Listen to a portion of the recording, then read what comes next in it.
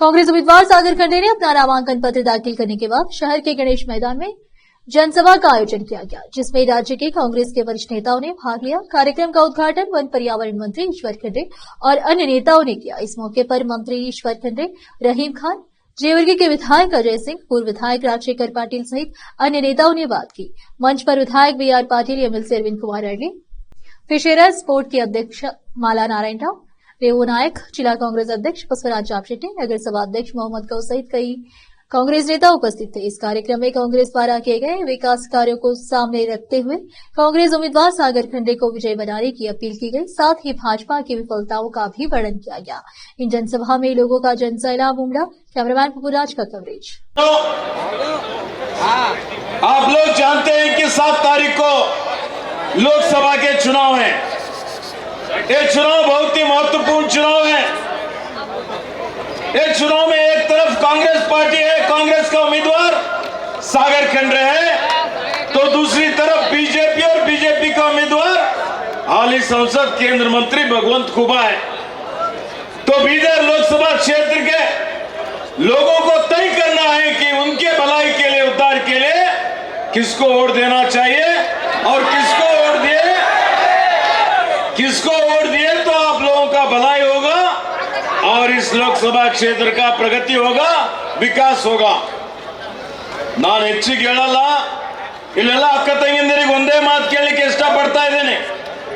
आप सब लोग मिलकर 10 महीने पहले जो विधानसभा के चुनाव हुए, उस चुनाव में कांग्रेस पार्टी को आशीर्वाद करें। कांग्रेस का सरकार बना, 10 महीने हो गए, हम भी मंत्री बने हुए हैं, सिद्धरामैया जी मुख्यमंत्री हैं। तो इस 10 महीने में आप लोगों के सामने हमारा काम है। ನಾವು ಏನೇನು ಭರವಸೆ ಕೊಟ್ಟಿದ್ದೇವೆ ಎಲ್ಲ ಭರವಸೆಯನ್ನು ಈಡೇರಿಸಿದ್ದೇವೆ, ಕೊಟ್ಟ ಮಾತಿನಂತೆ ನಡೆದಿದ್ದೇವೆ। मैं आपको एक ही प्रश्न पूछना चाहता हूं। आप सब लोगों को हमने कहा था गृहलक्ष्मी योजना जारी करेंगे और 2000 रुपए आपको महीने देंगे। मिल रहा है कि नहीं मिल रहा है? ಯಾರ್ಯಾರಿಗೆ ಸಿಗ್ಲತ್ತು थोड़ा ಕೈ ಎತ್ತಿ ಒಳಗೆ ಹೆಣ್ಮಕ್ಳು ಅಕ್ಕ ತಂಗಿ ಎಲ್ಲರಿಗೆ ಸಿಗ್ಲತ್ತ ಇಲ್ಲ। बस फ्री करते बोले थे, बस ನಲ್ಲಿ ಫ್ರೀ ಪ್ರಯಾಣ ಸೌಲಭ್ಯ ಸಿಗ್ತಾ ಇದೆ ಇಲ್ಲ? ಸಿಗ್ತಾ ಇದೆ। ಕರೆಂಟ್ ಫ್ರೀ ಮಾಡ್ತೀವಿ ಅಂತ ಹೇಳಿದ್ದೀವಿ, ನೀವು ಹೇಳ್ರಿ ಕರೆಂಟ್ ಎಲ್ಲ ಫ್ರೀ ಆಗಿದೆ ಇಲ್ಲ? ಆಗಿದೆಯಾ? ಇವತ್ತು ನಾವು ಅನ್ನಭಾಗ್ಯ ಯೋಜನೆ ಅಡಿಯಲ್ಲಿ 5 ಕಿಲೋ ಅಕ್ಕಿ ಹೆಚ್ಚಿಗೆ ಕೊಡ್ತೀವಿ ಅಂತ ಹೇಳಿದ್ದೇವೆ। ಕೇಂದ್ರ ಸರ್ಕಾರ ಗೋಡಾನಲ್ಲಿ ಅಕ್ಕಿ ಕೊಳಿತಾ ಇದ್ರು, ಖರೀದಿ ಮಾಡ್ತೀವಿ ಅಂದ್ರೆ ಕೊಟ್ಟಿಲ್ಲ। पिघलनी चाहिए। आज ये हिमालय से कोई गंगा निकलनी चाहिए।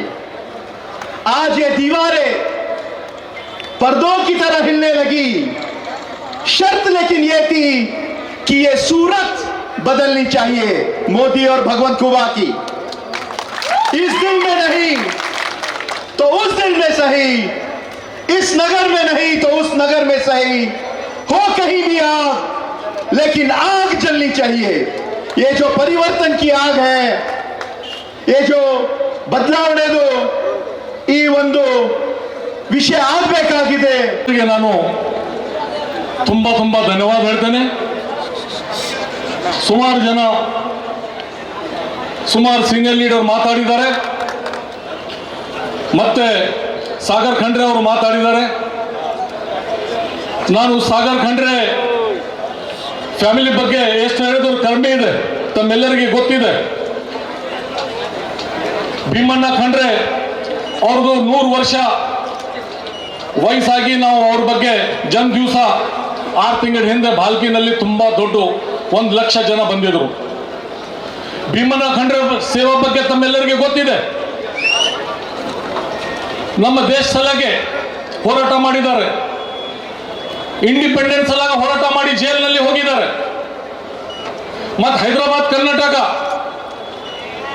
ಅದು ಸಲಗ ಜೈಲಿನಲ್ಲಿ ಹೋಗಿದ್ದಾರೆ। ಹೈದರಾಬಾದ್ ಕರ್ನಾಟಕನಲ್ಲಿ ಇರಬೇಕಂತ ಹೋರಾಟ ಮಾಡಿದ್ದಾರೆ। ಮಿನಿಸ್ಟರ್ ಆಗಿದ್ದಾರೆ ಅವರು। ಸಾಗರ್ ಖಂಡ್ರೆ ತಂದೆ ಈಶ್ವರ್ ಖಂಡ್ರೆ ಅವರು 4 ಸಲ MLA, 2 ಸಲ ಮಂತ್ರಿ ಆಗಿದ್ದಾರೆ। ಎಷ್ಟು ಸೇವೆ ಮಾಡಿದ್ದಾರೆ ಈ ಇಡೀ ನಮ್ಮ ಡಿಸ್ಟ್ರಿಕ್ಟ್ಗೆ, ಇಡೀ ಸ್ಟೇಟ್ಗೆ ಗೊತ್ತಿದೆ। 24 ಇಂಟಸ್ ಆ ಥರ ಈಶ್ವರ್ ಖಂಡ್ರೆ ಮಾತಾಡಿದ್ದಾರೆ, ಕೆಲಸ ಮಾಡಿದ್ದಾರೆ। ಅವ್ರು ಎಷ್ಟು ಜನಗೆ ಭೇಟಿ ಮಾಡಿದ್ದಾರೆ, ಎಷ್ಟು ಜನ ಅವ್ರ ಹತ್ರ ಕೆಲಸ ತಗೊಂಡಿದ್ದಾರೆ, ಅಷ್ಟು ಜನ ಅವರಿಗೆ ಸಪೋರ್ಟ್ ಮಾಡಿ ಅಷ್ಟು ಜನ ಆಶೀರ್ವಾದ ಮಾಡಿದ್ರು, ಸಾವಿರಾರು ಕೋಟ್ಲಿಂದ ಅವ್ರು ಗೆದ್ದಿದ್ದಾರೆ. ಭಗವಂತ್ ಖೂಬಾ ಸರ್ ಅವರು ಸಂಸದರಾಗಿದ್ದಾರೆ. ನಾನು ಎಲ್ಲ ಪಂಚಾಯತ್ಗಳಲ್ಲಿ ಹೋಗಿದ್ದಾಗ ಇದು ಒಂದೇ ಪ್ರಶ್ನೆ ಕೇಳ್ತೀನಿ, ತಾವು ಎಷ್ಟು ಸಲ ಅವ್ರಿಗೆ ನೋಡಿದ್ದೀರಿ? ಫೋನ್ ಮೇಲೆ ಇಲ್ಲ, ಫೇಸ್ಬುಕ್ ವಾಟ್ಸ್ಆಪ್ ಅಲ್ಲಿ ಇಲ್ಲ, ಅವ್ರ ಮುಖ ಎಷ್ಟು ಸಲ ನೋಡಿದ್ದೀರಿ ಅಂತ ಕೇಳಿದಾಗ ಎಲ್ರೂ ಇದೆ ಹೇಳ್ತಾರೆ, ಅವ್ರು ಒಂದು ಸಲ ನಮ್ಮ ಊರಿಗೆ ಬಂದಿಲ್ಲ, ಯಾವುದೇ ಅನುದಾನ ತಂದು ಕೊಟ್ಟಿಲ್ಲ ಅಂತಾನೆ ಹೇಳ್ತಾರೆ. ಇಲ್ಲಿ ತಾವೆಲ್ಲರೂ ಕೈ ಎತ್ತಿ ಹೇಳ್ಬೇಕು, ಯಾರ್ಯಾರು ಅವ್ರ ಹೆಸರು ಅವ್ರ ಮುಖ ನೋಡಲ್ಲ ಕೈ ಎತ್ತಿ ಹೇಳ್ರಿ, ಅವ್ರ ಮುಖ ನೋಡಲ್ಲ ಅಂತ ಅನ್ನೋದು. ನಿಜವಾಗಿ ಹೇಳ್ಬೇಕಂತಂದ್ರೆ ನಾನು ಕೂಡ ಯಾವತ್ತೂ ಅವರಿಗೆ ನಾನು ನೋಡಿಲ್ಲ.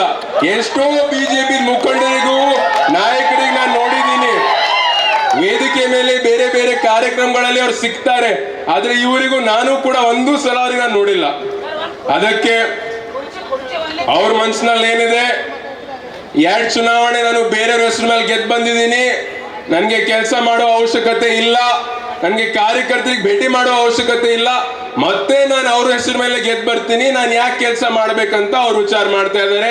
ಅದಕ್ಕೆ ನನ್ನ ವಿನಂತಿ, ತಮ್ಮೆಲ್ಲರ ಆಶೀರ್ವಾದದಿಂದ ನೀವು ನನಗೆ MP ಮಾಡಿದ್ಮೇಲೆ, ಡೆಲ್ಲಿ ಕಳ್ಸಿಕೊಟ್ಟ ಮೇಲೆ 100ಕ್ಕೆ 100 24 ತಾಸು ನಿಮ್ಗೆ ನಾನು ಟೈಮ್ ಕೊಡ್ತೀನಿ, 24 hours ನಿಮ್ ಜೊತೆ ಇರ್ತೀನಿ, ನಿಮ್ ಕೈ ಹಿಡಿದು ನಾನು ಕೆಲಸ ಮಾಡ್ತೀನಿ ಅಂತ ನನಗೆ ಭರವಸೆ ಕೊಡ್ತೀನಿ. ನಿಮ್ ಕೈ ಯಾವತ್ತೂ ಬಿಡಲ್ಲ ಅಂತ ನಾನು ನಿಮ್ಗೆ ಆಶ್ವಾಸನೆ ಕೊಡ್ತೀನಿ. ಈಗಾಗಲೇ ವಿರೋಧಿಗಳು ಹೇಳ್ತಾರೆ. ಇವತ್ತು ಬೀದರ್ ಜಿಲ್ಲೆ ವಿಷಯದಲ್ಲಿ ನಾನು ಹೇಳಕ್ ಇಚ್ಛೆ ಪಡ್ತೀನಿ. ಈಗಾಗಲೇ ನಮ್ಮ ಅಭ್ಯರ್ಥಿ ಆದಂತ ಸಾಗರ್ ಖಂಡ್ರೆ ಅವರು ಕೂಡ ಕೆಲವು ಮಾತುಗಳನ್ನು ಆಡಿದ್ದಾರೆ. ಯಾಕಂದ್ರೆ ಅವ್ರ ಪಾಪ ಸಮಯ ಆಗುತ್ತೆ, ನಿಮಗೆಲ್ಲ ತೊಂದರೆ ಆಗುತ್ತೆ ಅಂತ ಅವ್ರು ಇನ್ನೂ ಮಾತಾಡ್ತಾ ಇದ್ರು. ತಮ್ದು ಇದು ನೋಡಿ ಬೇಗ ಮುಗಿಸಿದ್ರು. ಅವ್ರು ಹೇಳ್ತಾ ಇದ್ರು, ಇವತ್ತೇನು 10 ವರ್ಷದ ಅವಧಿಗೆ ಭಗವಂತ್ ಖೂಬಾಜಿ ಅವರಿಗೆ ತಾವು ಅವಕಾಶ ಕೊಟ್ಟಿದ್ರಿ. ಇವತ್ತು ಭಗವಂತ್ ಖೂಬಾ ಅವರು ಮಾಡಿರ್ತಕ್ಕಂಥ ಕಾರ್ಯಗಳೇನು ತಾವು ನೋಡಿದ್ರ?